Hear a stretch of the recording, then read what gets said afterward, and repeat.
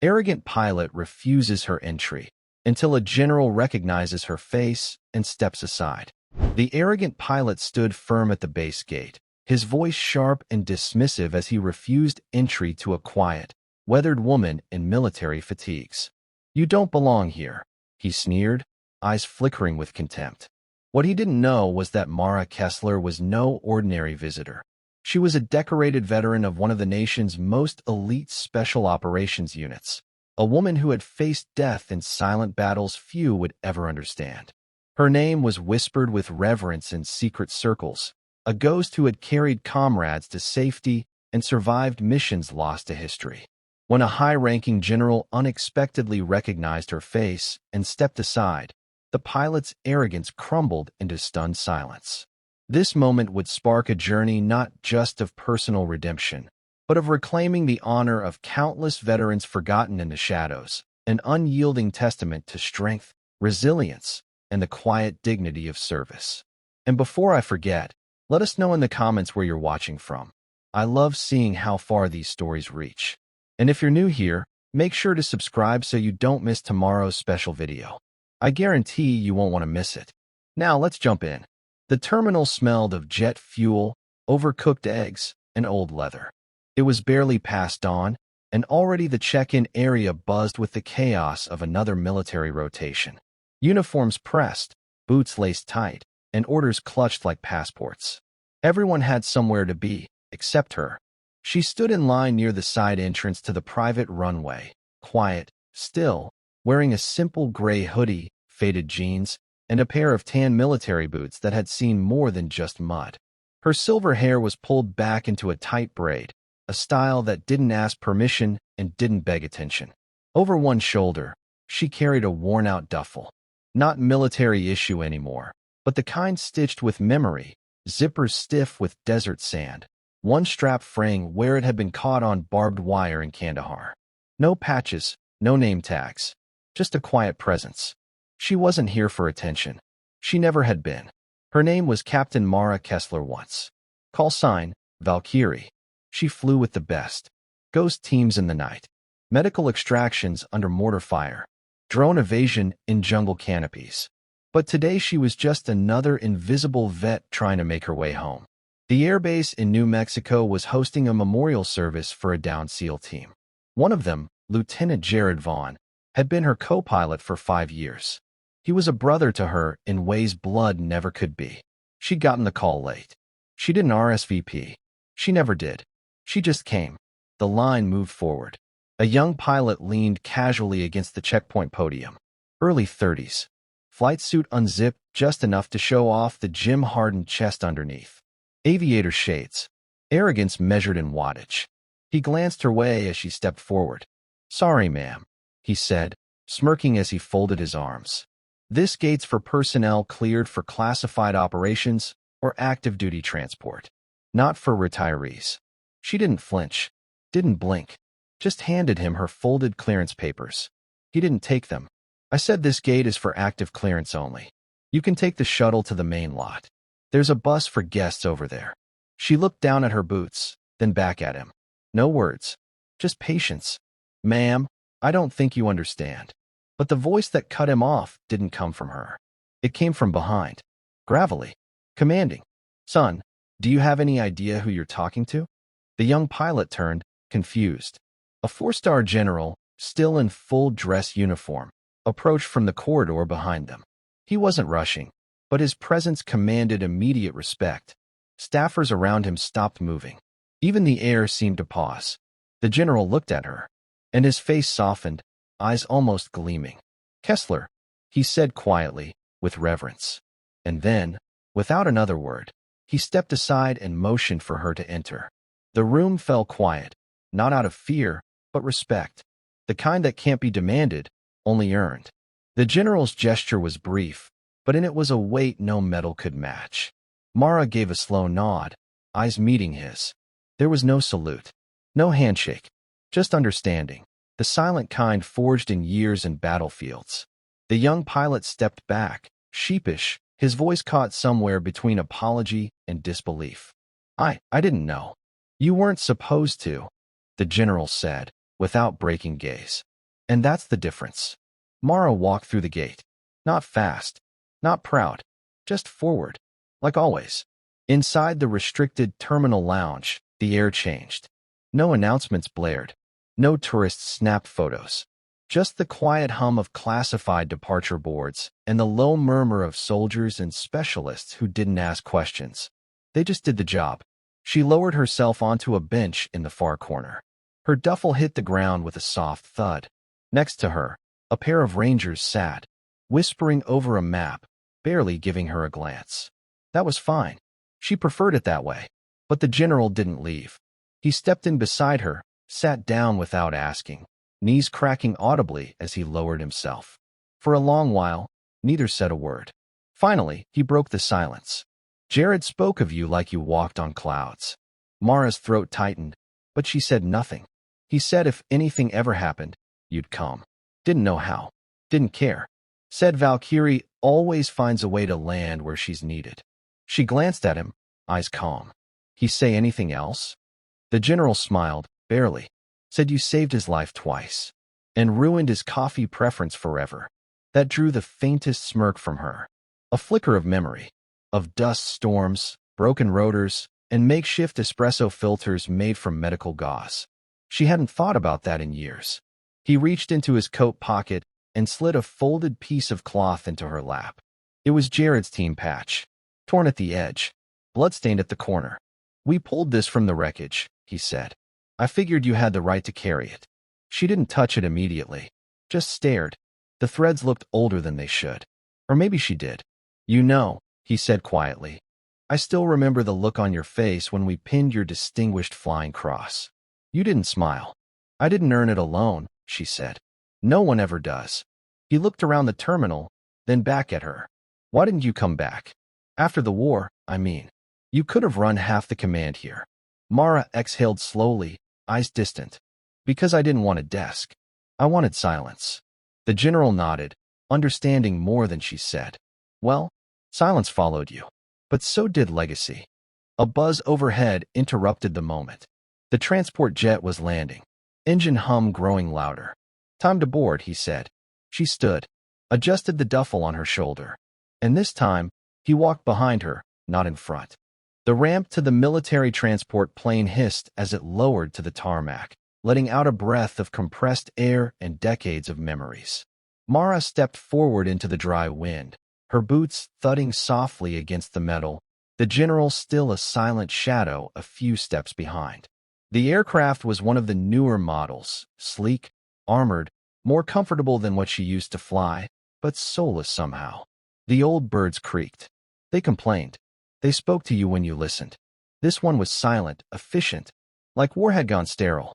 Inside, the rows of seats were mostly filled with special forces and black ops personnel in transit, some in uniform, some in civilian gear. No one asked names. No one gave them. That was the rule. But as Mara passed down the narrow aisle, a few heads turned. One man nodded. Another, a sergeant with graying stubble, sat up a little straighter. They didn't recognize her by face. Most of them were too young. But something in her walk, her presence, was unmistakable, like the hum of a predator drone overhead. Quiet, unseen, but very, very real. She took the last row by the emergency exit and dropped into the seat like she'd never stopped flying. Her eyes stared out the small window, not seeing the desert, but something much further away, somewhere halfway across the world and 2 lifetimes ago. The engines roared to life. Across from her sat a young woman, barely out of training, maybe. Her uniform crisp, her hands clenched nervously around a folded piece of paper. Orders. Likely her first assignment. She peeked over at Mara and hesitated. Ma'am, she whispered, unsure. Were you with Delta? Mara looked at her. Once.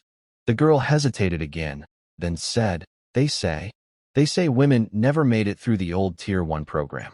That it was just a myth. Mara studied her for a long second.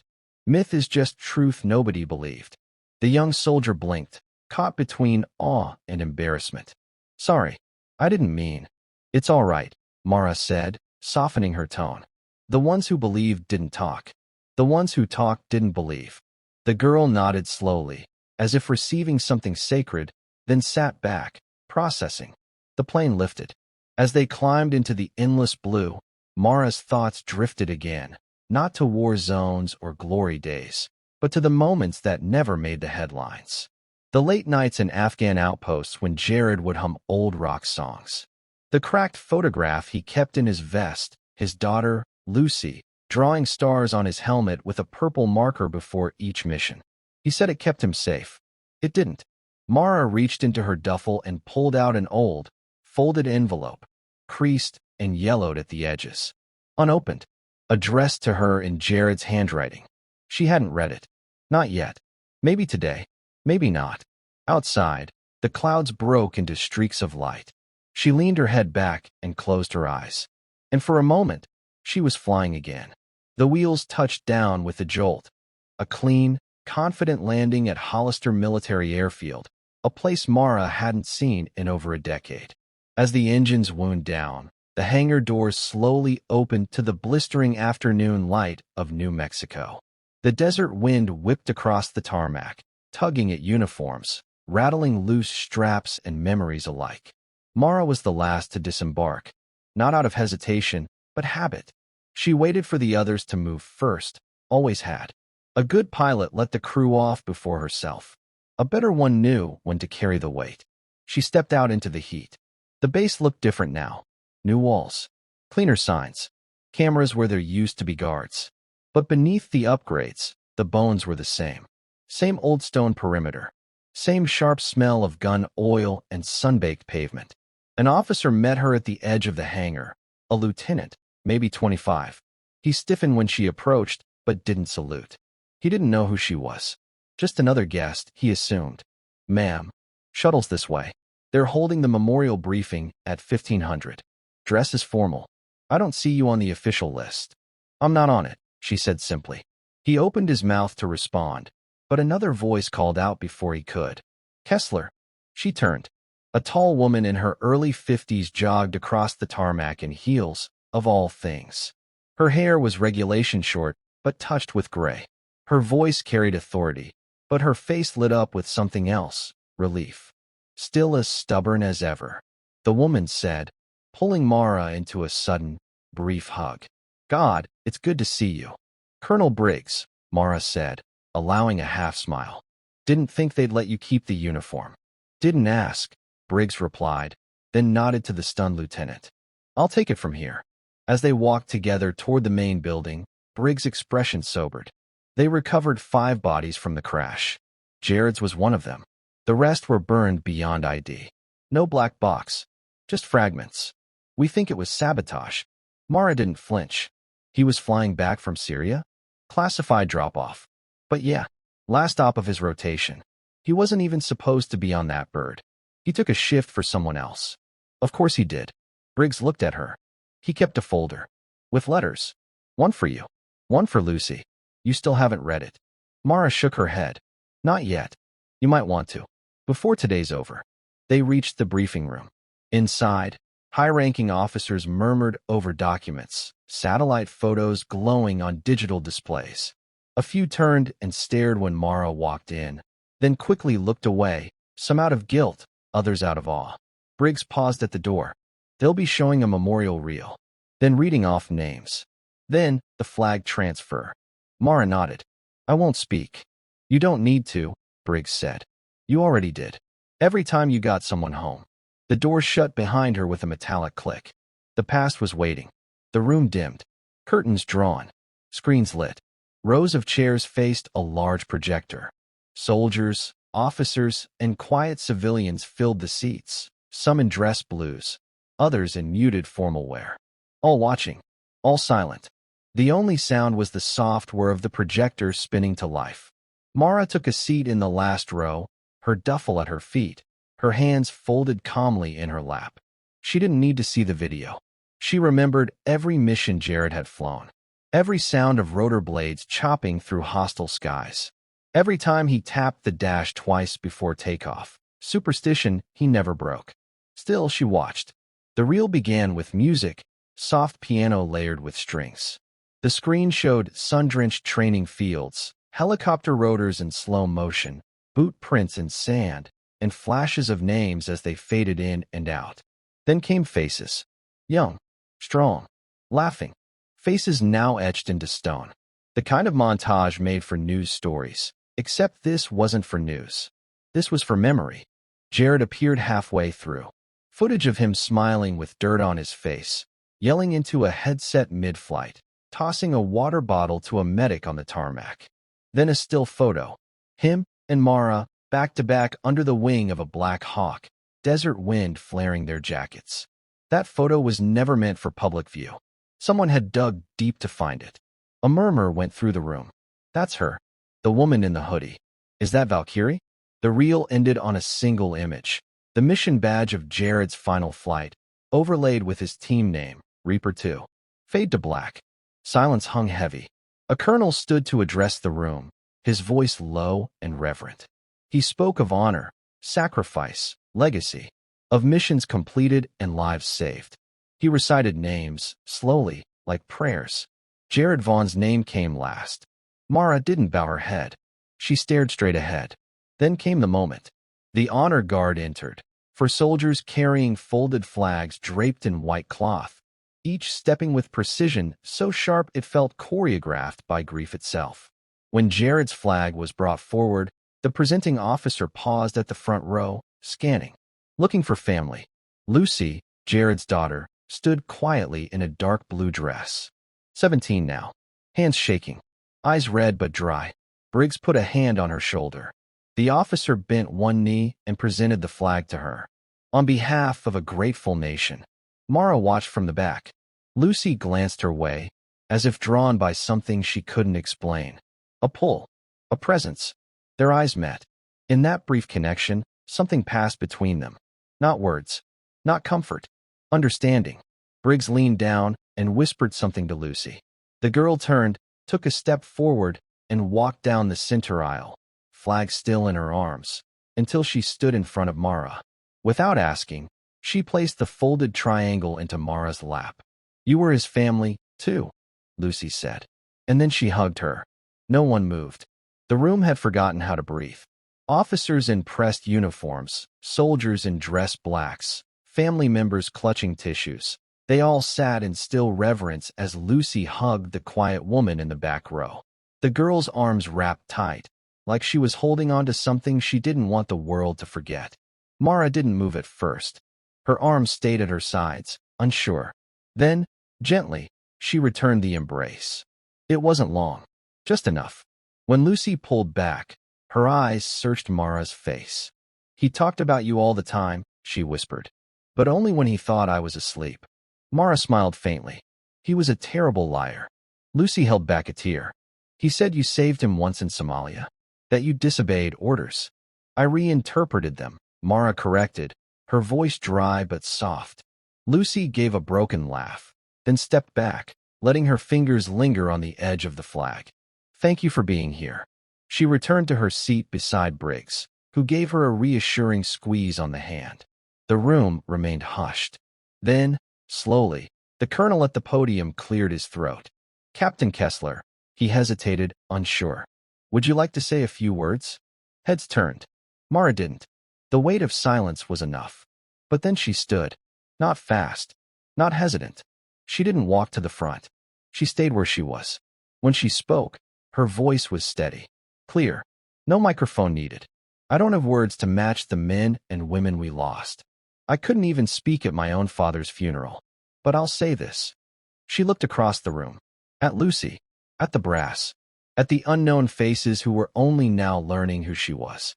Jared was the kind of pilot who didn't care if you outranked him. If you were bleeding, if you were trapped, if your radio was dead, he came. He always came. Even when it meant flying blind into the dark. She paused. Let the silence do the rest. And that kind of man doesn't die in vain. He lives in every rookie who double-checks the map. In every medic who doesn't quit under fire. In every child who learns that some heroes don't wear capes. They wear dust and scars and old boots. She sat back down. That was all. A beat. Then, slowly, the room applauded. Not loud. Not for show. Just hands clapping in rhythm, like a heartbeat returning to a still chest. Briggs exhaled beside Lucy. Told you she wouldn't need a podium. The general from the gate stood silently in the back. He didn't clap. He simply watched her with the kind of expression only commanders wear when they know they're in the presence of a living legend. Later, as the crowd dispersed, Mara sat alone again, flag across her knees, eyes locked on the now dark screen. Her fingers brushed over the triangle's edge, then drifted to her duffel. Inside, the letter waited. Still sealed. Still patient. The hallway outside the memorial room had gone quiet. Most had filed out, some to reception tents, others to their quarters, and a few to stare out across the endless line of flagpoles swaying in the wind. Mara didn't join them. She sat on a wooden bench near the shadow of an old commemorative plaque dedicated to the fallen who never fell alone. The metal was sun-warmed, the names etched with reverence. In her lap, the envelope rested. Folded. Faded. Jared's handwriting was instantly recognizable. Quick, slightly tilted, the loop of the K in her name curling like a pilot's wing. He never wrote in cursive. Said it slowed him down. She stared at it, her thumb tracing the edge. For a long moment, she thought about putting it back, saving it for later, for a day when the grief didn't sit so high in her chest. But there would never be such a day. She broke the seal. The paper crackled as it unfolded, creased from being opened and refolded dozens of times by someone's unsure hands. Probably the general. Maybe Briggs. Someone had read it. Someone had waited. Mara began reading. Mara, if you're reading this, then I've gone and done something stupid. Again, I never was good at safe landings. You always warn me. I won't waste this space saying thank you, because if I started, I'd never stop. But there are things I want said. Things I didn't know how to say out loud, because you were always so damn composed. You made silence a kind of art. You saved me, Mara. Not just the bullets and rotors kind of saving. I mean really saved me. When I came home broken after Kandahar, when I couldn't sleep, when my hands shook and my voice disappeared, you were there. You taught me how to breathe again. You never said a word. Just flew. I followed your flight path, Valkyrie. Always. There's a girl, Lucy. She's stronger than she thinks. If I don't make it home, tell her who you are. Not the medals. Not the missions. The real you. The one who gives a damn, even when no one's looking. She's going to need someone like that.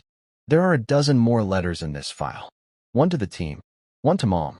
One to the guy who kept stealing my MREs and never confessed. But this one's yours. Thank you for never giving up on me. Thank you for flying in when everyone else pulled out. And thank you, Mara, for always being the storm that carried others home. I'll see you up there. Jared. The letter trembled in her hands, though Mara herself didn't. Her breath caught in her throat, not with grief, but with memory. The sound of his laugh, the scratch of his voice through static. That awful playlist of 80s ballads he insisted on during every extraction run. She folded the letter carefully and slipped it into her jacket pocket, close to her chest. Then, for the first time in a long while, she whispered aloud. Clear skies, Jared. And meant it. The sun dipped low over Hollister Airfield, casting long shadows across the tarmac. Most of the guests had left. The command staff dispersed. Only a few scattered maintenance crews and silent silhouettes remained, moving between hangars like echoes from another time. Mara didn't leave with the crowd. She walked alone. Each step took her further from the memorial room and deeper into the older side of the base, the part no longer shown to recruits. Buildings faded by sand and wind. Corridors with peeling paint. Old ghosts lived here. And so did memory. She found it by instinct. Hangar 3. The place where she and Jared prepped their first unofficial mission. Where they tore apart a Black Hawk rotor with nothing but chewing gum and field tape to get a medevac bird flight ready.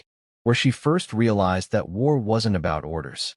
It was about who came back and who didn't. She pulled open the heavy side door. The smell hit her first, machine oil, canvas, and time. Inside, the hangar was dim, streaked with light from narrow high windows. A single helicopter sat half-covered in tarp. Retired. Grounded. Like her. Mara walked to it. She ran her fingers along the fuselage. Dust clung to her skin. The bird had seen fire. Patches in the hull still bore shrapnel scars. On the tail, the faded remains of a painted emblem. Reaper 2. This was it. This was Jared's last bird. They were going to scrap it. Came a voice behind her. Mara turned.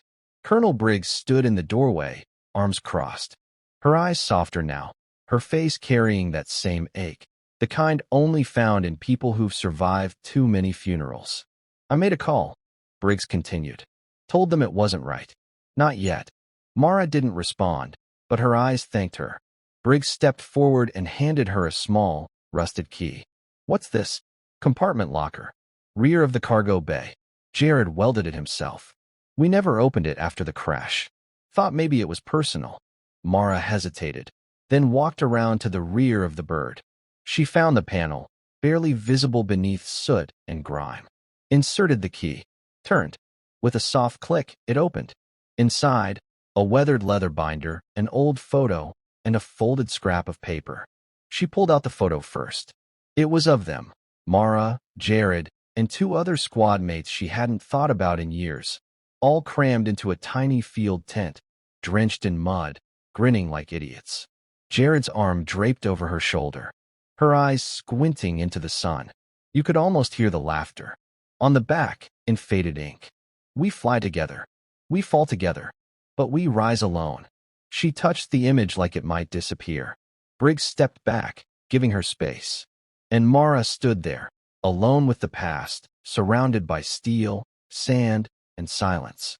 But this time, the silence didn't feel like a void. It felt like a vigil. Evening draped itself over the base like a worn-out blanket. Soft, quiet, familiar. Hollister's floodlights buzzed to life in the fading dusk, casting long beams across the tarmac. Mara walked alone, leaving Hangar 3 behind, her duffel once again slung across her shoulder.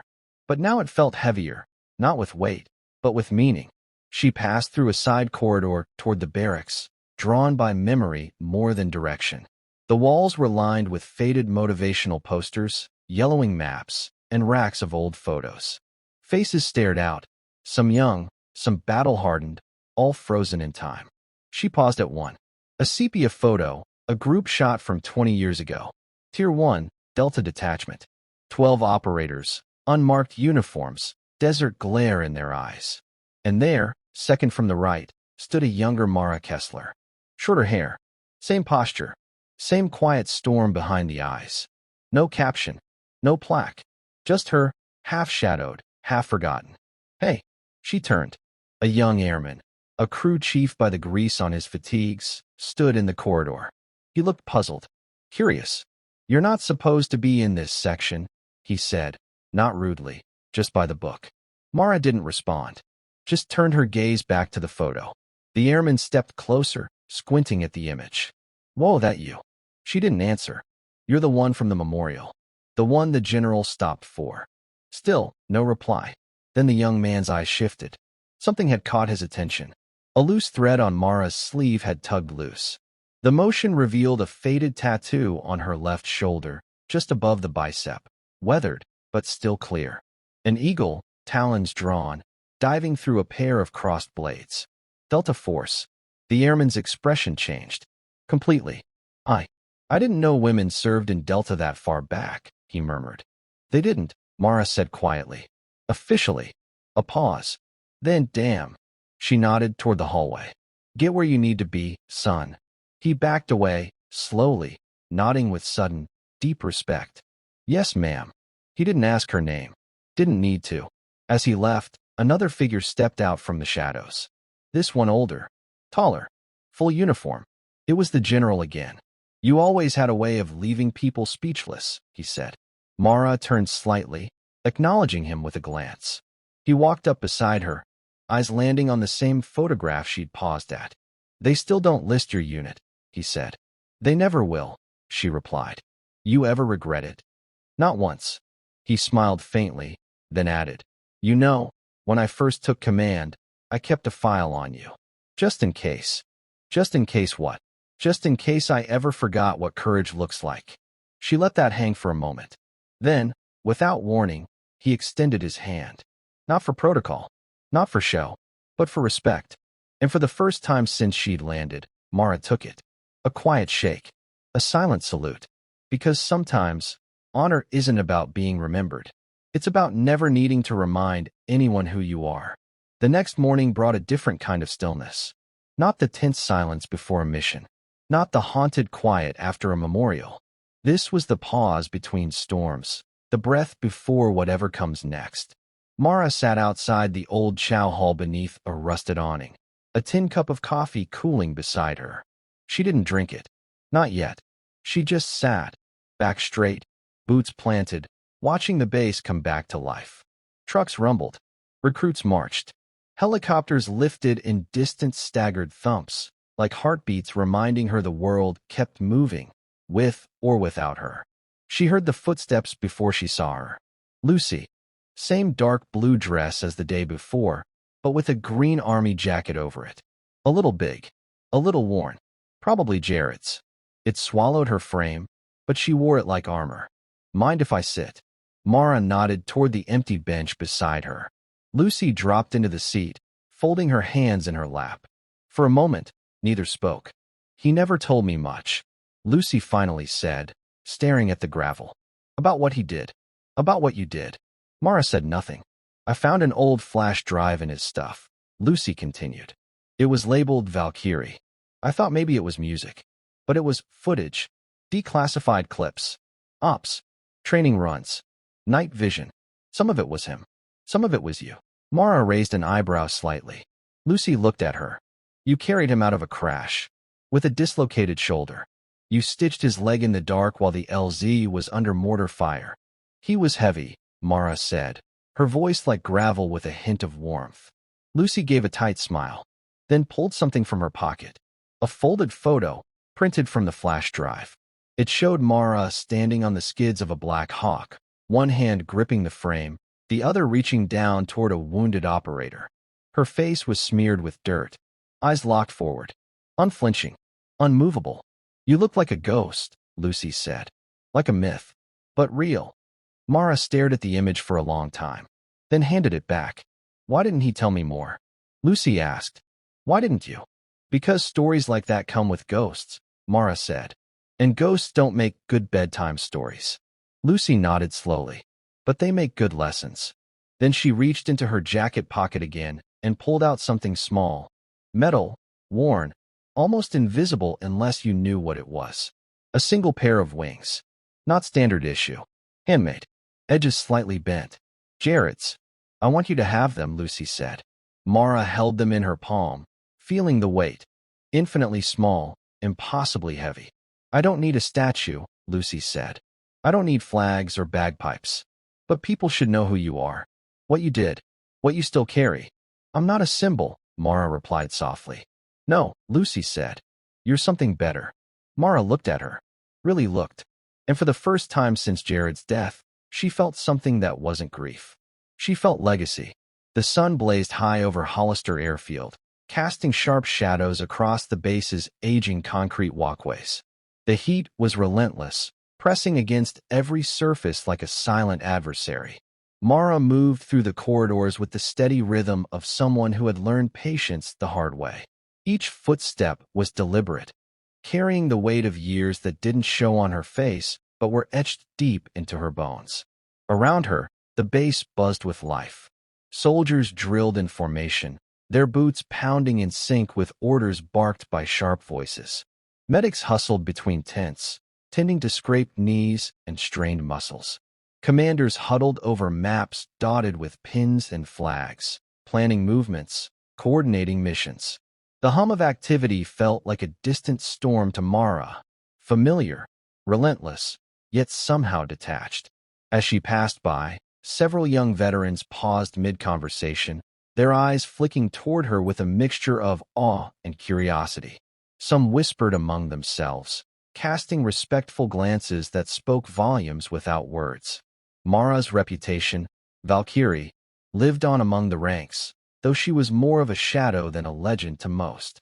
Her path led to a modest building tucked away on the edge of the base, marked simply Veteran Support Services. The door was cracked open, and inside, a woman rose to greet her. The counselor's face was kind, her eyes reflecting the understanding of someone who had seen the invisible wounds carried by so many. "Mara," the woman said gently, stepping forward. "We've been expecting you." Mara inclined her head, voice quiet but resolute. "I'm here to help." The counselor nodded. "There are many like you, veterans who came home but never really left the battlefield. PTSD, chronic pain, the struggle to find purpose in a world that's moved on. You're not alone." Mara's jaw tightened, a flicker of old pain surfacing. She had carried those battles silently for years. "Hope," she whispered, "is a mission that never ends. That's why we're here," the counselor replied. "To remind you that it's worth fighting for." Later, Mara found herself in the base courtyard where a small circle of veterans had gathered. Their faces told stories of hardship and resilience, shadows of battles both seen and unseen. They welcomed her wordlessly, the unspoken bond between those who had walked through fire. She settled into the circle, drawing strength from the shared presence. When she finally spoke, her voice was low and steady, carrying the weight of truth. "The hardest fight," she said, "isn't out there in the chaos of battle. It's here." She placed a hand over her chest, near her heart. "It's in the moments when no one is watching, when the silence is loudest and the pain feels endless." A young soldier leaned forward, eyes bright with hope and desperation. "How do you keep going when everything inside feels broken?" Mara met each gaze with quiet conviction. "You keep going because you fight for something bigger than yourself, for the ones waiting for you to come home, for every small victory that no one sees but you. Every morning you choose to stand again is a mission completed." The circle absorbed her words, the air thick with unspoken gratitude and resolve. For the first time in many years, Mara felt the crushing weight in her chest ease, not because the past was forgotten, but because it was finally shared. She wasn't alone anymore. And maybe, just maybe, that was enough to keep flying. The late afternoon sun cast long, golden rays over Hollister Military Base, painting the worn concrete and weathered walls with a soft, amber glow. Mara's boots crunched gently on the gravel path as she made her way toward the small memorial garden nestled quietly between the barracks and the mess hall, a hidden sanctuary away from the bustle and noise of military life. This was no grand monument, no towering statue or inscribed marble, just a simple circle of smooth river stones arranged carefully around a weathered flagpole, its base etched with the names of fallen comrades. A lone mesquite tree spread its sparse branches above a wooden bench, offering shade and quiet refuge. Mara paused, letting the warmth of the sun settle on her shoulders as her fingers brushed the cool metal of the flagpole. The stars and stripes fluttered gently in the breeze, worn but unyielding, a testament to the resilience of those who served under it. She lowered herself onto the bench, the worn leather binder resting in her lap, the same binder she had found inside the locked compartment of Jared's helicopter.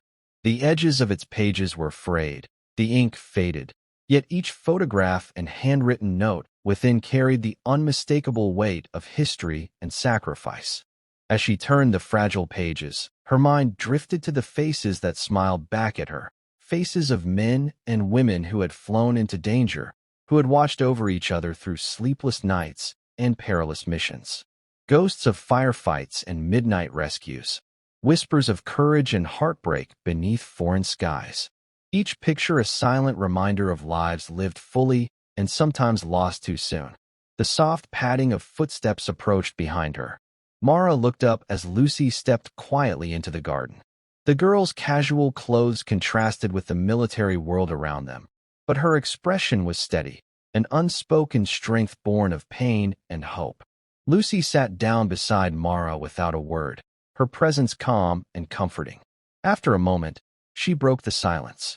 "I read the letters," Lucy said softly, eyes fixed on the sky above the mesquite leaves. "They helped me understand him. And you?" Mara nodded, voice low and steady. "It's hard to carry a legacy when you don't know its weight." Lucy turned to look out over the garden, determination lighting her eyes. "I want to help carry it. For him. For all of you." A breeze stirred the flag above, lifting it gently like a silent salute.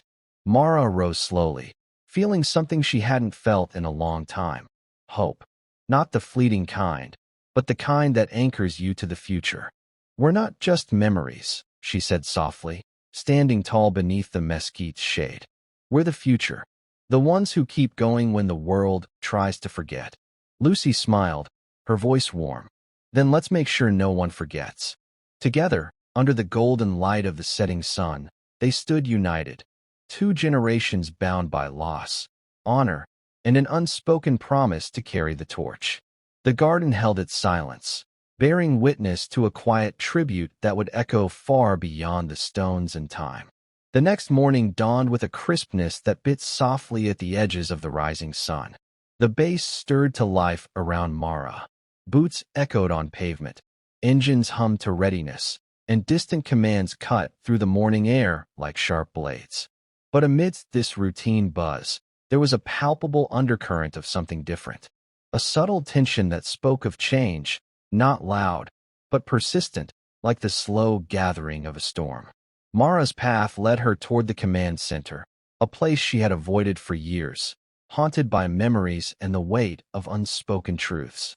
Today, however, the heavy oak doors stood open, and a figure waited by the entrance, stern, composed, with a presence that commanded respect without demanding it. The general who had stepped aside for her at the gate yesterday was there again. His eyes, sharp and searching, locked onto Mara's as she approached. "Captain Kessler," he said, his voice low but steady, carrying the weight of years and battles seen and unseen. Mara gave a slight nod, her posture straight, but the flicker of surprise in her eyes betrayed the guarded caution beneath her calm exterior. "I wanted to speak with you before your departure," he continued, motioning toward a shaded alcove nearby. "There are things that can only be said in quiet." They moved away from the chatter of the base, finding a pocket of stillness beneath the broad leaves of a mesquite tree. The general's gaze was unwavering, his expression grave yet sincere. "You've been overlooked for too long," he began. "Not because you lacked courage or skill, but because the world often fails to see the quiet warriors, the ones who carry their burdens without fanfare." Mara remained silent, listening. "I've kept files on many operators over the years," he said, "but yours was different.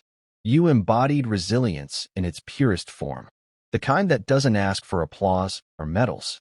I regret not knowing sooner." A moment passed between them, words unspoken, histories acknowledged in the space between. Mara finally spoke, her voice steady but soft. "Recognition was never my goal."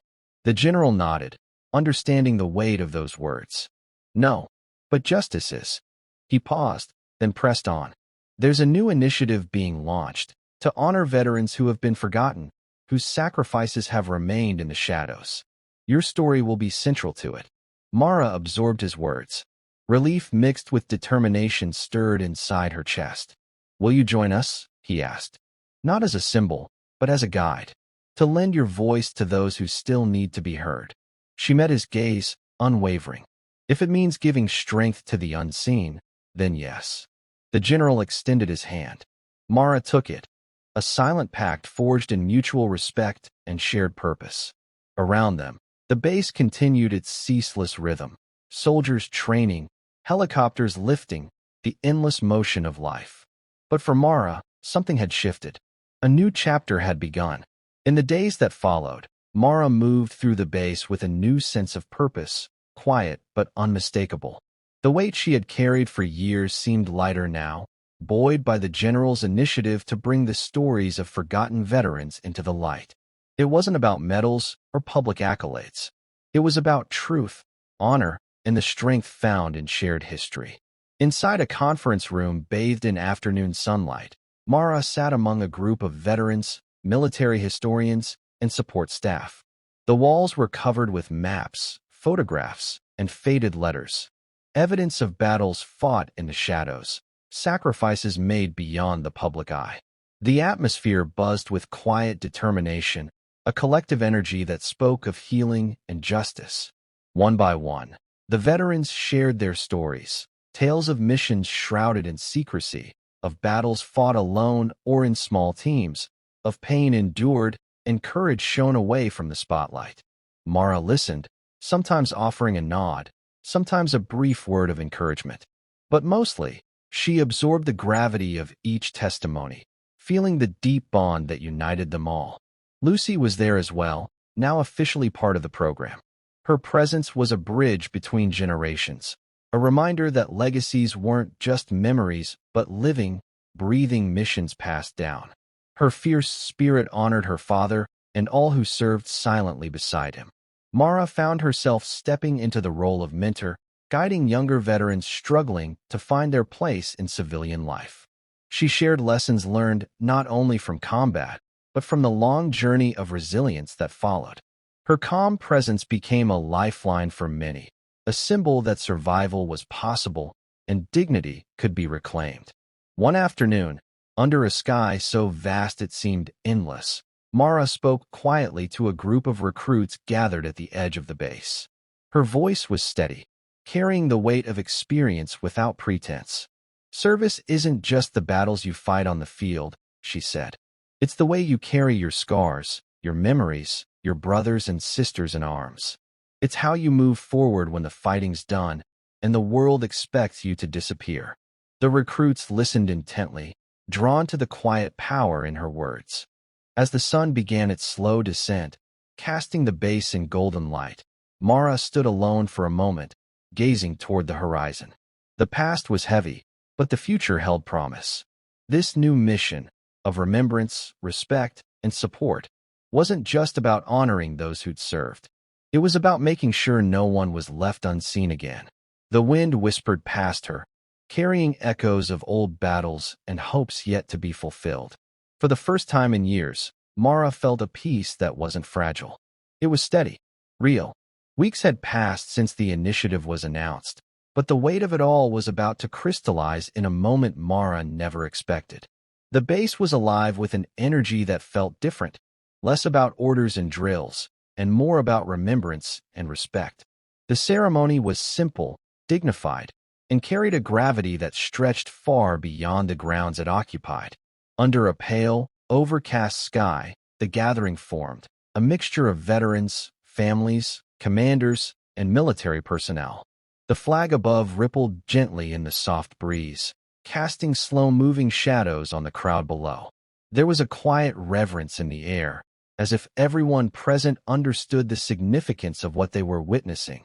A public acknowledgement of those who had served unseen, those who had fought battles in the shadows, and those whose sacrifices had been overlooked by history. Mara stood near the front, flanked by Lucy. Both wore jackets heavy with meaning, patched, worn, and threaded with memories of service. The jacket Mara wore carried the faded insignia of Delta Force, a symbol few could recognize, but that bore stories far deeper than medals. The general stepped to the podium first. His voice was steady and commanding, yet filled with warmth and respect. He spoke of valor and resilience, of battles fought not just in distant deserts, but within the hearts of those who returned home forever changed. He recounted stories of quiet courage, naming those who had long been forgotten by the world outside these walls. Medals were presented with careful ceremony. Photographs flickered on screens behind him, frozen moments of laughter, grit, and humanity amidst chaos.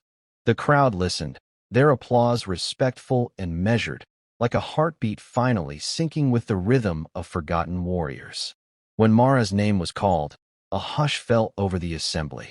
She rose with a steady grace, each step deliberate, the weight of years settling on her shoulders like an old cloak.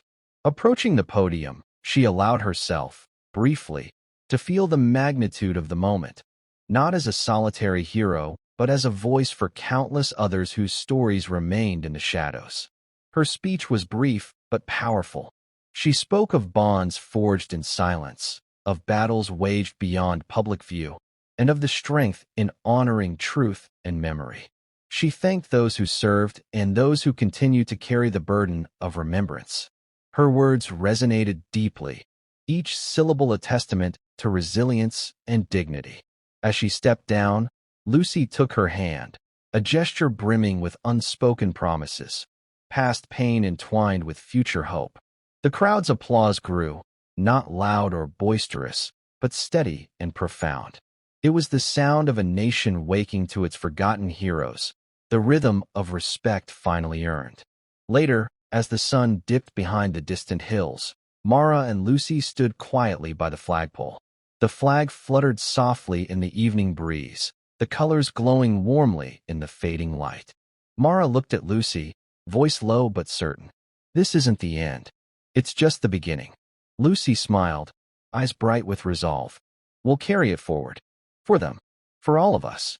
Together, beneath the dimming sky, they stood, a living testament to honor reclaimed, dignity restored, and a legacy renewed. The ceremony had passed, folding itself into the fabric of memory like a soft, fading melody, one that lingered quietly, long after the last notes had drifted away. The bass slowly returned to its relentless rhythm, the steady drone of helicopters overhead, boots striking pavement in formation, orders given and executed with disciplined precision. But for Mara, the world around her had subtly shifted, and she herself was no longer the shadow she had once been. She moved through the familiar corridors with a newfound presence, visible, acknowledged, quietly powerful. The nods she received from veterans and soldiers alike were no longer polite formalities, but genuine gestures of respect and gratitude. Young recruits sought her out, eager to hear stories not of glory or battlefield heroics, but of endurance, resilience, and the quiet dignity of those who serve without fanfare. In the cool evenings, Mara often found her way to the small memorial garden nestled between the barracks and mess hall. The lone mesquite tree stretched its branches protectively over a weathered bench, the same bench where she had once sat alone, wrapped in silence and memories. Now it welcomed others, veterans grappling with invisible wounds, young soldiers seeking solace, families searching for understanding. They came, drawn by the calm strength she radiated. Lucy was frequently by her side, bridging the gulf between generations with a connection forged in shared loss and hope. Their conversations were soft and thoughtful, about legacy, about healing, about the future they were determined to shape together. Mara's leather binder, the worn, fragile collection of photographs, mission notes, and faded letters, had become something far greater than a personal keepsake. It was now a cornerstone of the new Veterans Program, carefully digitized and preserved by the support team. Each page told a story of sacrifice and courage, resilience and heartache. It was a living archive, a beacon for those whose sacrifices might otherwise have been forgotten. No longer did Mara carry the weight of invisibility. Instead, she bore the quiet honor of those who serve unseen, whose bravery is not measured in medals or headlines, but in the steady, unyielding commitment to duty, whether on the battlefield or in the silence that follows. One evening, as the sun dipped low beyond the distant desert hills, Mara sat beneath the mesquite, the fading light casting long shadows across the ground. A gentle breeze stirred the leaves above, carrying with it the whispers of countless untold stories. She closed her eyes, breathing deeply, letting the memories wash over her, not with sorrow, but with a profound sense of peace. She remembered faces, comrades lost and found, battles fought in the dark, moments of quiet courage that would never make the history books. She thought of the heavy silence after the firefights, the weight of grief and survival intertwined. But more than anything, she felt gratitude. Gratitude for the strength she had found within herself, for the connections forged through shared pain and honor, and for the new chapter unfolding, not just for her, but for all who had walked this difficult path. The world outside might never fully comprehend the sacrifices made in shadows, the battles waged without applause or recognition. But here, among those who remembered, Mara had finally found her place. Her story was no longer hidden. It had become a beacon, a quiet reminder that true strength often lies not in loud declarations or public acclaim, but in the steady, resolute courage to stand tall, day after day, often when no one is watching. And as the stars began to emerge in the vast desert sky, Mara opened her eyes and smiled softly. The journey was far from over. but for the first time in a long time, she felt whole. Thank you for following this story. If you enjoyed it, please subscribe and share your thoughts below. Where are you watching from? Let us know in the comments. Stay tuned for more immersive tactical stories.